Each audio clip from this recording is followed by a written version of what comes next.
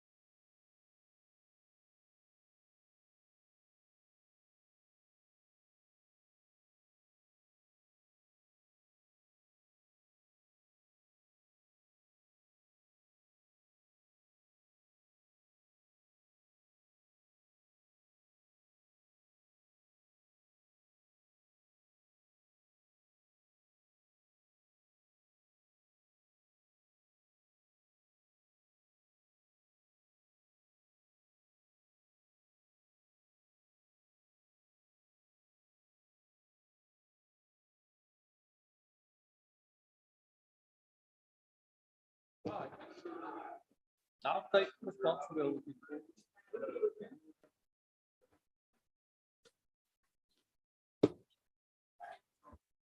I've been had a bedroom with an open closet, 36-inch for years, 24 years since we bought the house.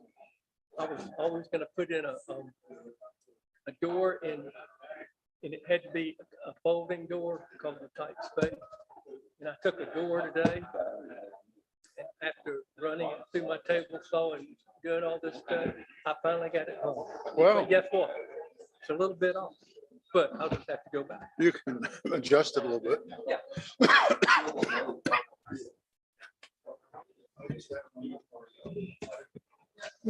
Here, see what the plug. Lamar will probably have to get up there. Who painted the house? Painting your house? The say. You know what Derek Taylor told me? He said, Mayor, don't you dare try to paint your house again and get on ladders. Just pay somebody $10,000 and get it done. Is that what it costs to paint a house up here in I'm staining mine now. We've got I a got a lot quote of for 10,000 at my house in Franklin about 5 years ago. Oh, yeah, especially with They staining. spray most of it. They got, the big. Across the street there, painted by See, we live in a log cabin, so ours is, like, I stain ours, but I don't do it all at once. Like, I just work on like one side at a I time. do that. You take a sprayer or do you roll it? I take a sprayer to like the eaves where I can't reach, but then I just use a brush, like one of those. If you go to Reeves, they have these like really wide stain brushes that are really nice. You can cover a lot of ground. That's what I did in summer. Painted one side. Then when I put my house up for sale, I had that.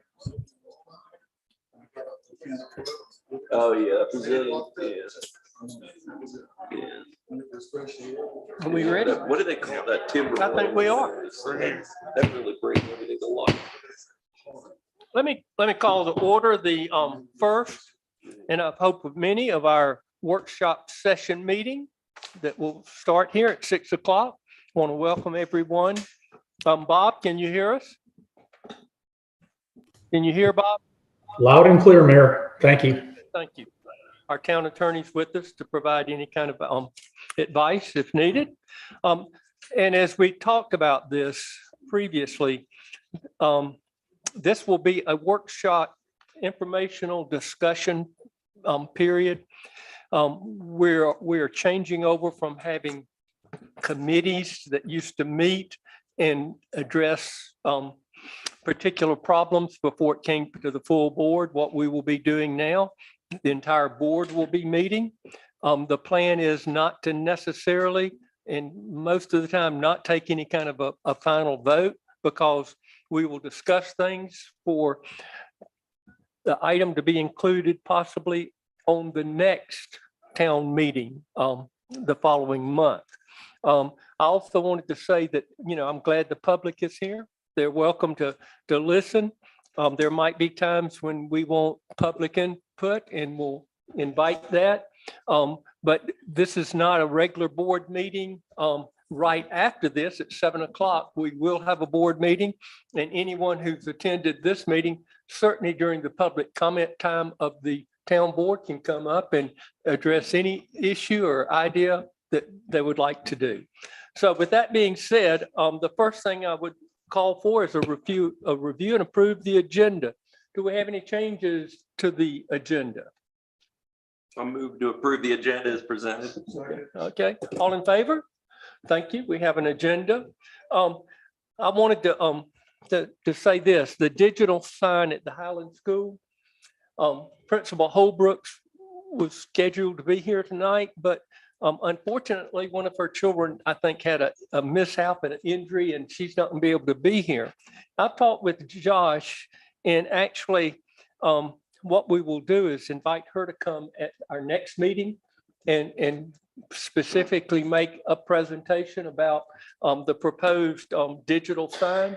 But at the same time, and for the sake of us just talking and moving forward, maybe getting some input from our town attorney, I would like for us to just go ahead and have a discussion with this. And Josh, why don't you lead off and give us a review and a description of what could be proposed by the school?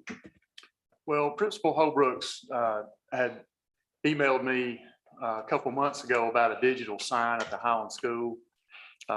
She felt like that it would be a good way to get across different messages.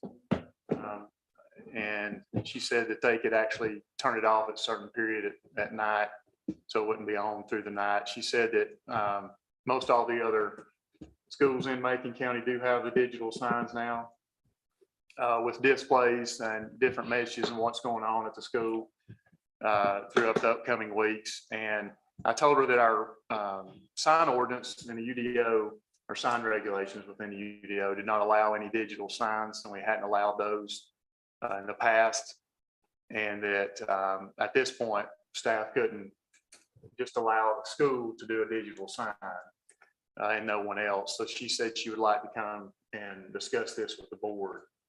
And I said, well, we're going to have our first work session in September. And she said, that'd be great. She'd like to be here. And this morning, she indicated she couldn't be here. So I guess we could go over it at this point. I guess, and Bob, correct me if I'm wrong, but you can't just take one property and say you can do this within a zoning ordinance. It has to be a whole zone. It would probably have to be allowed to do the digital signs like a government and institutional zoning district that was allowed to do that rather than just one property. Yeah, Josh, I think you could allow it in specified zoning districts, but then if you approached it that way, any property within that zoning district would have the right to take advantage of whatever regulation we came up with. I do think you could write a regulation that allows, like you said, institutional uses or government uses. We'd have to work on how we define that. Now, of course, not a legal matter, but I think you should expect perhaps some concerns or criticisms for giving special dispensation for government property that non-governmental property would not be able to have digital signs. But those are my preliminary thoughts. If any of the board members would want to get an example of one of these signs at the school, Macon Middle School on your way down to Franklin, they have one. How big is it? What's the, do you have any idea? I don't know the Like, I mean, exact how size. many rows of verbiage could you have? It's a pretty big sign at the middle school. I don't know the size, if the sizes are the same for all the schools, but The only thing with that, my first thought is, I mean, I have nothing, like, I'm not saying I'm opposed to it. I'm certainly not opposed to it, but where the school is just doesn't, it's not like very conducive for people to drive by and see it. You know what I mean? It's kind of, if you're going to the school, you're going to the school, or you live with Mark or something, you know, you're not, Yeah. that's the only reason you'd be back there, so. Yeah. Well, it might be illuminated now. Well, I've thought, I rode by the school, they have that big Highlanders sign there that probably needs to be redone. Yeah. And then on the wall of the school, they have a sign that looks like they have Oh, yeah, letters. yeah. I was wondering, would an alternative be that they put a sign very similar to what we have in the front, where they could put messages out for Yeah. parents coming in and still have, you know, their logo of the Highlander, and it would be in accordance with our sign ordinance in that it would be, you know, illumination coming from the ground up on the Yeah. sign, right, Josh? right. And first off, she said that she would like to put it in the yard, in the front yard where that Hollander sign is. The more we communicated back and forth, she said that they would be fine with it on the end of the building where their message board sign is now, where they interchange letters like we had out front here, and put it on the end of the building. And then I think a big difference too would be, is the thing like mounted on the ground, like or is this something that's like on a pole? That's the ones I picture at like the other schools, and I can't like picture one offhand, but I feel like it'd be on a pole like higher up, right? Or no? Actually, the ones that are at the other schools have a display, a rock. Okay, so like, yeah, okay, so it's like, Hartucky J's has basically a rock display. The one at the middle school is actually, I don't know the material, but it's actually red. It's a big, large frame. okay, It's red, almost looks like a schoolhouse, and then it's actually in the center of it. okay. So So they do sit on the ground then? they do sit on the ground, just off the ground. Seems to me we're juggling here. Certainly, we want to support our school. Absolutely. On the other hand, we've had this discussion before about the flashing or illuminated signs. We've had to deal with it. And to Bob's point, I can see if we were to say, okay, this is okay in this one case. I know the PAC Center, when they were, you know, building, they were coming to Josh saying, oh, we want a sign that we can flash and change about what's going on. And we said, no. Our churches in town on Main Street, they might want to get into this business too. So it's something I think we really have to thoroughly review before we come to a decision.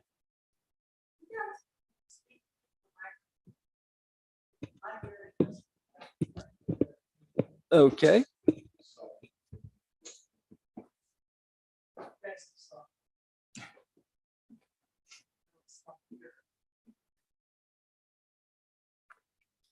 Any other comments?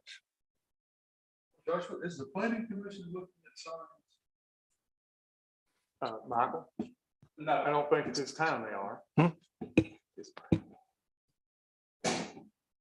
So, thank you.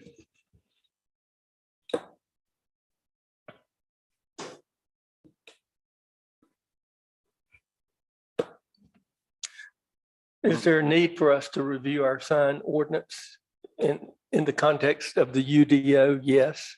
And, you know, that is on the agenda in the long-term, but might be a more pressing need.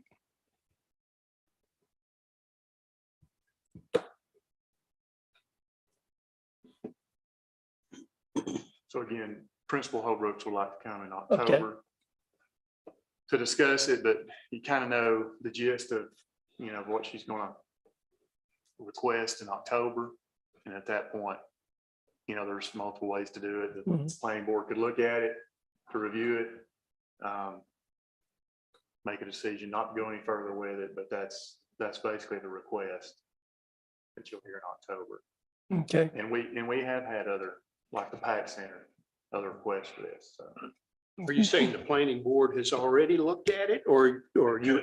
No, they could look at it Okay, if yeah, that's, yeah. if that's the board's wish. Yep. To send it to them. Opens up a big can. I mean, we've gone through this over multiple issues with like the PAC and other churches and stuff. Yeah. And we've The been- Bascom. We've been against them for Yeah. Yeah. Well, years, so. when we redid the sign at Yeah. the rec park, we talked about, should we go that route, and specifically did not because of It the, opens us up to yeah, yeah, yeah.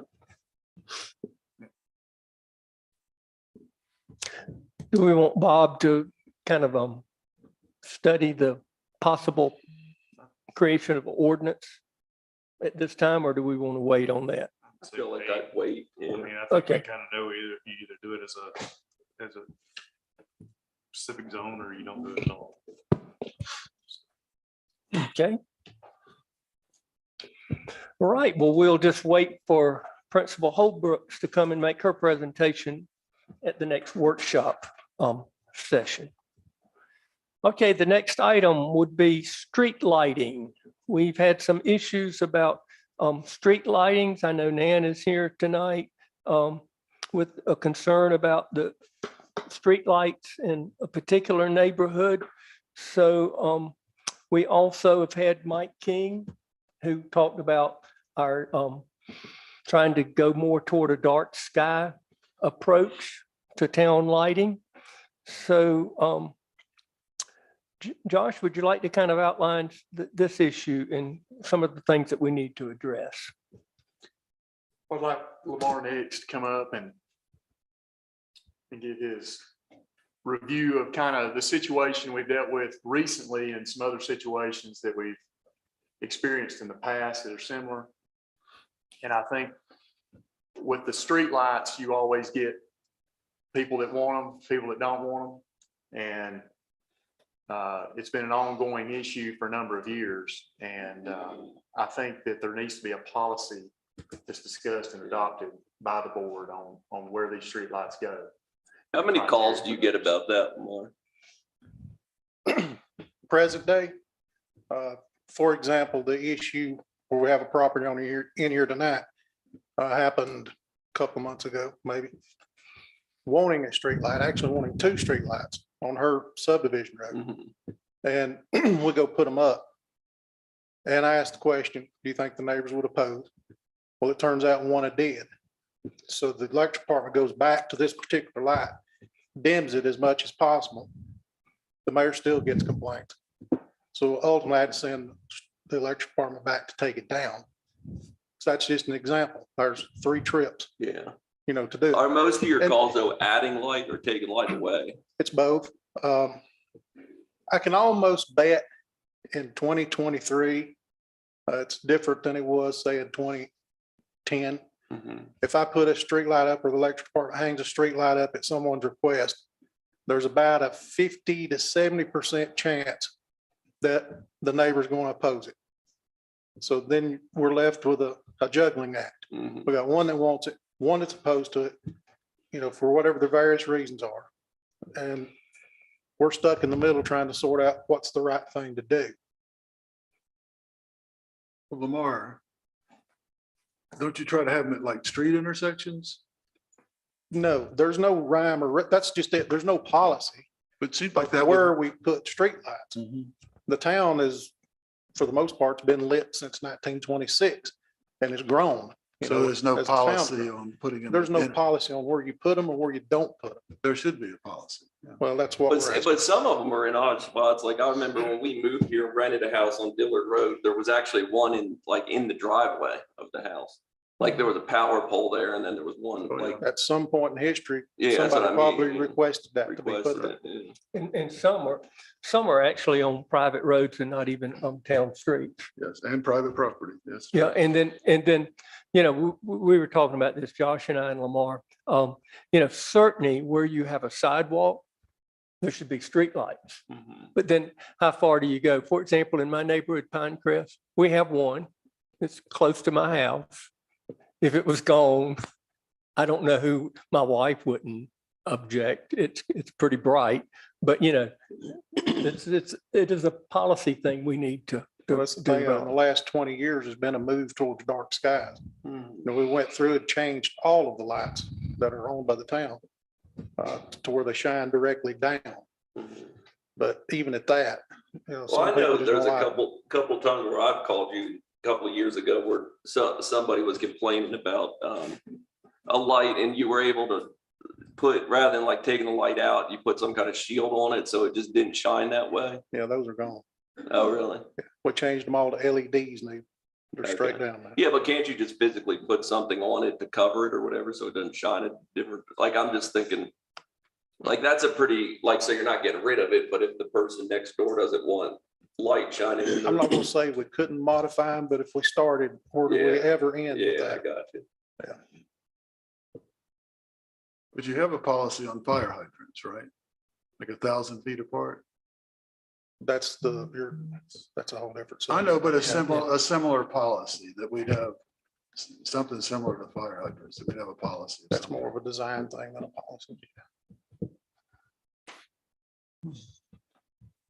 Well, there's some thought is you only put them where there's a pedestrian walkway.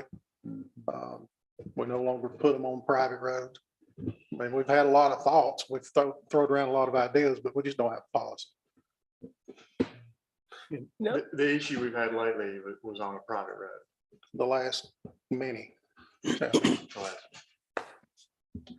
now, I know our planning board's been working on string lighting.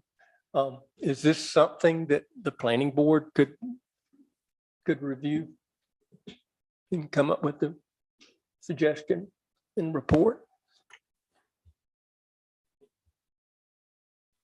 I think that might be a good idea. I mean, it is something to consider. Like, I mean, do we need to have, I mean, I just look at like when I drive to work in the morning and it's dark and like there's street lights on Chowan and you kind of just look at it like, well, why are they even there? I mean, I don't know, you know, I don't know of anybody that's out walking in the middle of the night, although maybe there is. Hopefully I didn't hit them, but I mean, but I don't know. It's just kind of keep them at intersections and things like that. Okay. Yeah, I don't know. As far as I'm concerned, I think the street lights, town lights on private roads should not happen. If somebody wants a street light on their own private road, then they need to put it up. And if it's in a subdivision, then they can get the HOA to support it or the neighbors or whatever. And I'm all for darkness myself. And I really would like to almost see on our sidewalks, we need to have them on the sidewalks, but I'd like to see something closer to the ground. Maybe some little gooseneck kind of thing that spreads out over the sidewalk, gives plenty of light. I mean, we're not a crime infested area for the most part. So, you know, we don't need to light up the whole place so you can see somebody coming at you 300 feet away. The only thing that conflicts with that is the National Electric Safety Code with the wiring and other telecommunication lines. Be mindful of that. But how low we can put it. Right. Get a discount on Duke's blue lights. On what? Duke's blue lights. Oh, gosh. You probably could get it pretty Okay. good. I know we have some folks from neighborhoods that came to hear this discussion tonight. I'd be happy to open it up if anybody would like to make a comment. Go right ahead.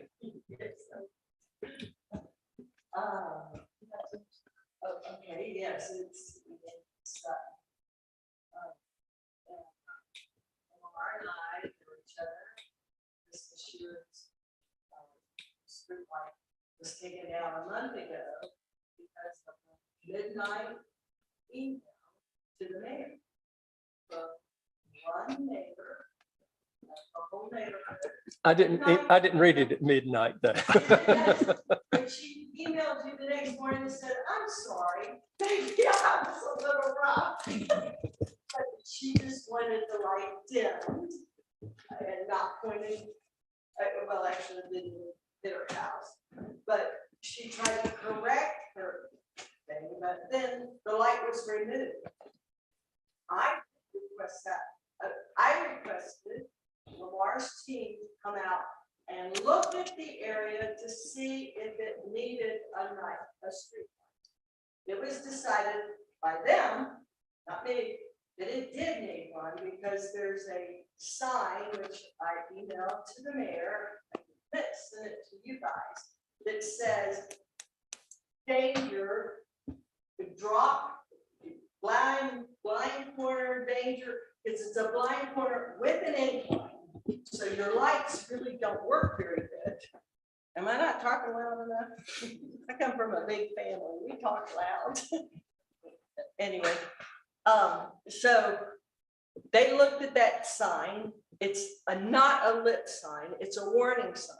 So at night you can't see it out on Sage Drive.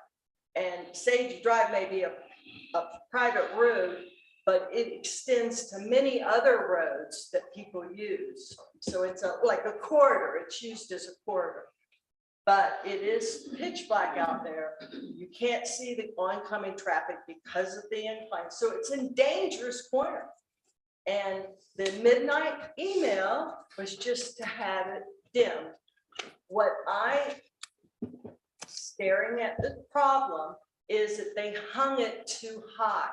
They hung it at the top. God love them. I didn't even realize it then. Now I realize it. They hung it at the top of the pole. And I've noticed in town, Lamar, and you can correct me if I'm wrong, you guys usually hang the light below the transformer. This one was above the transformer. So I don't know what the code is, and I tried to contact you to find out, is there a code that it's supposed to be below the transporter, or this one got hung too high? So it was a little irritating because it was way beyond the street where the need was. However, one midnight email that asked to have it dimmed had my light removed, not my light, the street light and people do walk that street at night, and we have bears and we had that blind corner with the incline. So it's kind of a dangerous situation. So I like street lights as long as they're not offensive, you know, and hanging, like you just said, well, the lights hung low would focus on the street and not the entire area. So I'm here because I would like to see the street light of months ago returned.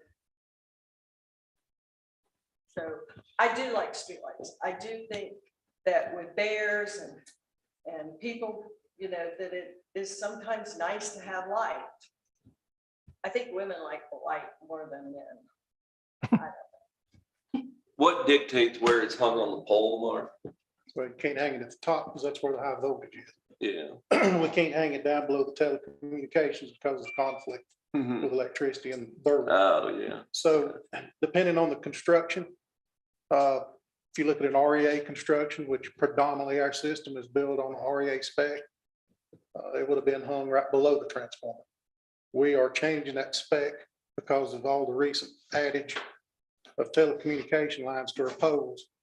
We're going to a different spec where we would actually hang it alongside the transformer Okay. because we're spreading the high voltage and the neutral further apart so we can actually work on the pole. Seems to me in particular cases like this, that we ought to do some homework as to whether or not if we've got a blind curve and a dip or whatever it is, I'm not familiar with exactly It's where. both. Number one, have we had any accidents? Number two, is the sign that says blind curve dip visible day and night? And is it a, is it a state regulated sign or is it a SAGE crafted sign? And I'm not sure that we need to go around just hanging lights to illuminate signs just for the, I've always thought headlights would take care of them. Well, it was more of the safety. yeah, especially in private It subdivisions. was more of a safety issue.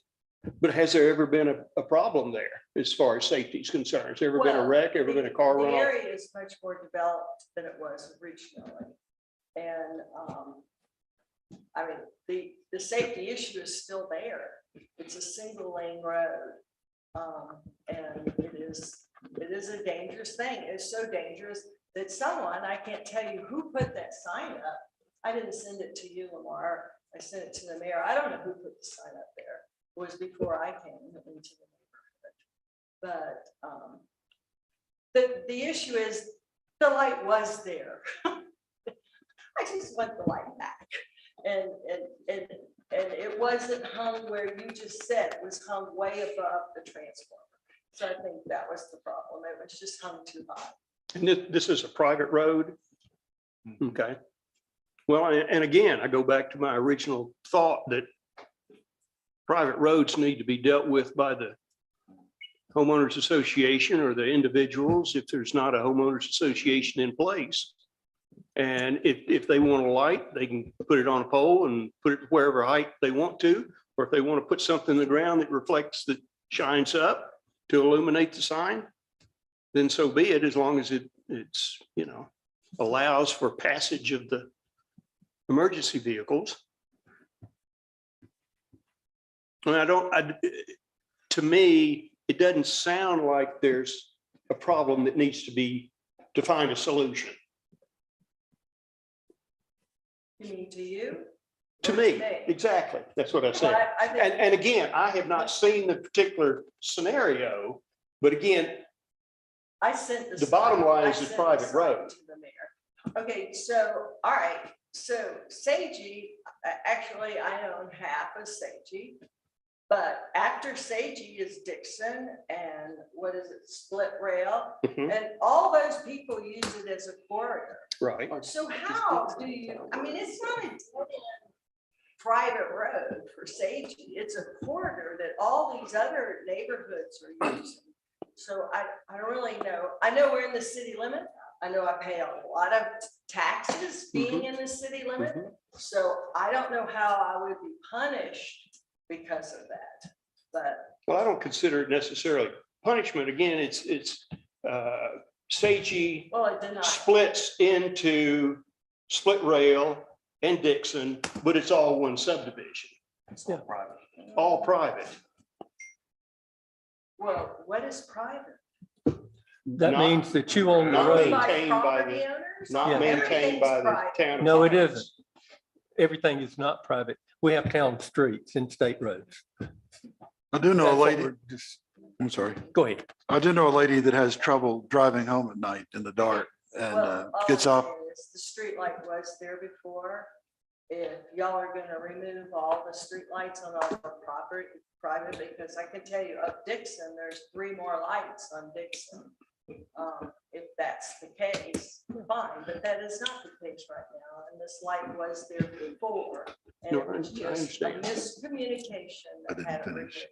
What was the reason for taking it down though? Like the individual that wanted it taken down, was it shining in their house? Yeah, Through their That window? was a complaint. She did not want it taken down. If you read the email, she wanted it. I turned haven't down. seen the email, so. She Yeah, just turned wanted down. it turned down. In fact, she told me after the light was gone, she goes, I just wanted them to turn it down. She goes, I don't know why they took. the But light Lamar out." said it turned it down as That's the much as it electric could. department. They damned it as Yeah. low as it goes. And It was you can't put ordered- any kind of baffle or any density thing on one side or the other to keep the light from going The old kind that had the shade, sometimes we Right. black painted out. Right. These do not have that. They are shining pretty much down on a 45-degree angle. Yes, we could probably manufacture something, adopt to these shrouds, but once you start doing that. Yeah, I don't think we want to go With, that route. The light. 600 and something lights in town, I don't think there's no end. The light was hung too high. Okay, fine. Tell you what, Lamar, why don't you and I and Josh, we'll go look at that situation tomorrow. That one individual, Mark, you had something? Well, that you we wanted do need a policy because I know a lady that gets off work every night, 7 days a week at 11:30, drives home in the dark. And she's told me before she's having trouble at certain intersections. I'll get her to give me a list and I'll give it to you, but we do need a policy, that you can follow. Well, it's usually a conflict between two neighbors. Right.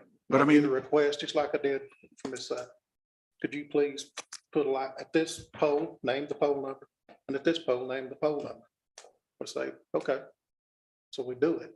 Then you get a complaint from a neighbor. We tried dimming it. That didn't work. That's usually the kind of complaints you get, is when you hang a new one. I'm saying aside The from that, existing ones, sometimes about complaint, usually not. Well, it seems to me if we look at a policy, and I don't have a problem looking at a policy, then that's where the private and public roads are going to come in, and it's going to be pretty much black and white. I think it would be better if in situations exactly like this, if someone wants a street light, we know what the spread of the light is, get permission from all of the surrounding, and in a private situation, it needs to be the HOA or whoever wants the light to get all their neighbors to sign off on it. And comply with the subdivision I think- regulations. Buzz, I think you're alluding, it's a policy and procedure that we need to put in place. right. Well, something, yeah. I don't know that we need to. We have so many streetlights, as this young lady alludes to, on private roads already. There's no sense in going out and taking them all down. If we try to institute a policy of some sort, that's where that sort of thing's going to happen, because it's got to. So, Go forward policy is a different policy than a retroactive. well, it sounds good while we're talking about it, but as the town grows and people move in, they're going to say, you have a policy that says we're not putting up streetlights on private roads, but here's one and I don't like it. And if your neighbor sells, if you sell or something happens, it's constantly a turnover of folks that may or may not like what's there. So. Well, here again, my question would be, it seems like we all agree we need to formulate a policy. Do we need, again, to ask the planning board to weigh in on this, or how would we go? I'll be honest with you. I think, I've been waiting months and months and months now for the planning board to come up with their ideas on string lighting. It's the snow is about to fall.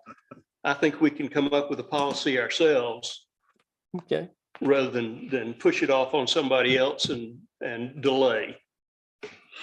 then maybe Lamar and Josh and maybe Michael and zoning could draft a policy for us to look at. Then bring it back. Okay, Then we can ditch the things we don't like and add more to it. okay, all right, very good. Very good. Okay, thank you, Lamar. But don't go away, Lamar. I think we have another thing, the last item, the Arnold Road resurfacing situation. Arnold Road, if you've been riding out on it, about 18 months ago, I'd ride out there and say, oh, we're gonna need to see if this can't be resurfaced pretty soon. I just recently went out there because somebody was complaining about potholes. It's an immediate problem now. The road in some places is kind of falling down. And Lamar, why don't you tell us your assessment and what needs to be done? Well, with the condition of the road, of course, the board dealt with the other end of the road from the private development gate to the wastewater plant 3 or 4 years ago. So we're only talking about the portion from 106 to that gate. It's been paved. I'm gonna throw a number at it. I'd say at least 20 years, somewhere thereabout. It was paved when that development was built. I'm gonna say that's roughly 20 years ago. Probably wouldn't miss it too far. The developer at that time, it was a gravel road, approached the town board about partnering to do that. And his approach was quite different than the approach you got last request. His approach was to treat the town as if you were just another property owner. And the town participated as like 1/10 or some small percentage. And then the owners all out the road, maybe not even all of them participated. And that road was prepped. It had a base layer and a finish coat put on it. And it's held up very well. I'd say 20 years. But over time, it's deteriorated to the point it needs to be resurfaced. Resurfacing, in my opinion, would involve at least one drainage repair that's caused a deterioration near, well, you know where it is. near I the know maintenance exactly what facility. you're talking about. Yeah, where a culvert needs to be added. And I figured that's something the town could do. We could fix that prior to the pavement. I don't know the approach this time, who's spearheading it. You know more about that than I do, but the road does need one drainage repair minimum. And it needs to be level coursed and then a finished course. In Lamar, I recall just a few years ago, that subdivision group wanted the road paved at the gate going back toward our property and into their subdivision. And our commitment at that time was we did the prep work for the paving. We provided the gravel base. And spread it and got it ready. And then they came in and paved it. They could be one group, except, they've already chipped in on that one section of the road. OEI uses that road going to the farm. The country club uses part of it with their activities. And then the town uses it as an access for our sewer plant. So I see the three big users: the town, OEI, and the country club. And then, the other folks use it for access. The question is, how much do we use it? What kind of damage have we done versus OEI and so forth? And how do we, since this is a private road, getting back to a private road, this isn't a town road, it's a private road that we use. How do we assess or determine who's going to pay for what? And how much is your estimate for this paving? I gave you the estimate. I don't even remember the number. Was it 154,000? About there, yes. That's even low. I'd have to go back to my notes. And the other thing, I know Josh was talking about this, is maybe we don't need to wait for a budget cycle on this. Maybe we need to get some commitments from the stakeholders now and then get ready to pave this thing come spring after the winter. So that's kind of the outline of where we are. Can I ask Bob a question, Mayor? Sure. Bob, Go ahead. our sludge trucks are probably they're the heaviest trucks, I would imagine, using that road. Do you think, Laura, the trucks taking sludge out of the treatment plant? Yes, that's one. We're contributing to the wear and tear with our equipment. I just think we ought to accept the road, partner to pave it, we accept it, and then there'd be no problem about it being public or private. And it goes to our wastewater plant. To answer your and the mayor's question, I think there's no doubt about the town of Highlands is the heaviest vehicles. It's not just sludge, it's all kinds of activity Right, in and out of that plant. right. It just seems like we ought to accept it, partner, get people to pave it, and then we got it from there on. Then you won't have any trouble about spending money on a private road. Bob? Shouldn't we accept it? That's my question. after it's But it's paved. not, is it in town? It's not city. I know, but City it goes limits. to an essential facility of the town. Yeah. Wasn't there a couple, well, maybe it's been years, but didn't we like annex, or somebody came to request their house be annexed? Yes. You're right. And Old Edwards is also, Where is that house that it was annexed? On the right side or left So side? it's on the right and it's in a small subdivision called Sequoia Lakeside. Oh, There's okay. five lots in there. Could we annex the road then? And the treatment plant? Treatment plant is outside the corporate limits. Nope, that was a question. Could we annex the road and the treatment plant? Bob? Yeah, I would have to take a look at sort of the existing legal status. Obviously, I'm not familiar with it. I'm hearing this for the first time. One point that was raised is, could the town accept it? Well, the town can accept it only if it's been offered for dedication. If there are other property owners who have property rights in that road and the town wanted to make, and it wasn't offered for dedication, the town could condemn it, but then would potentially be paying damages to the other property owners. So this sounds like a pretty complex situation. I'm happy to look into it and work with Josh and other staff. Okay. One thing that complicates that is the private gate. If it's on a public road, Yeah. Yes, I mean, maybe you could portion it. okay.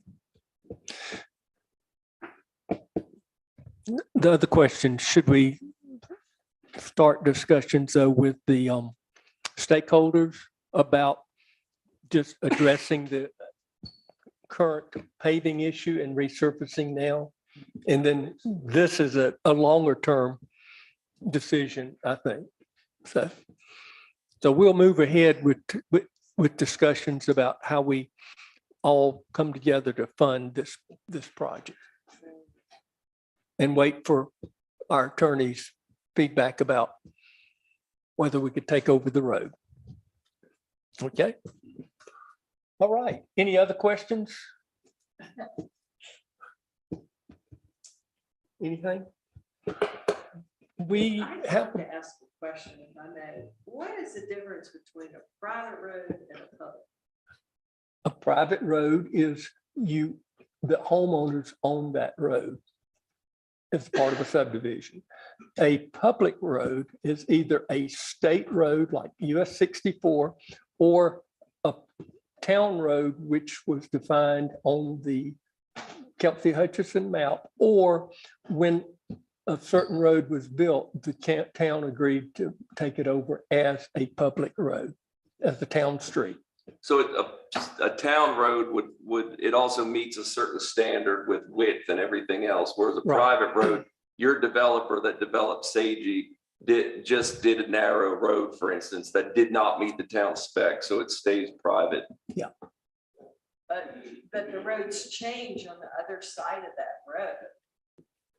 Like Split Rail is wider. Well, that's the developer. I mean, that's up to the developer. So it was a different developer.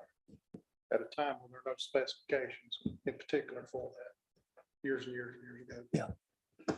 And that was outside city limits At that time. years and years and years ago. I get- What'd you say? Oh, yeah. That was Valerie Road, yes. Mhm. I can tell you the developer is no longer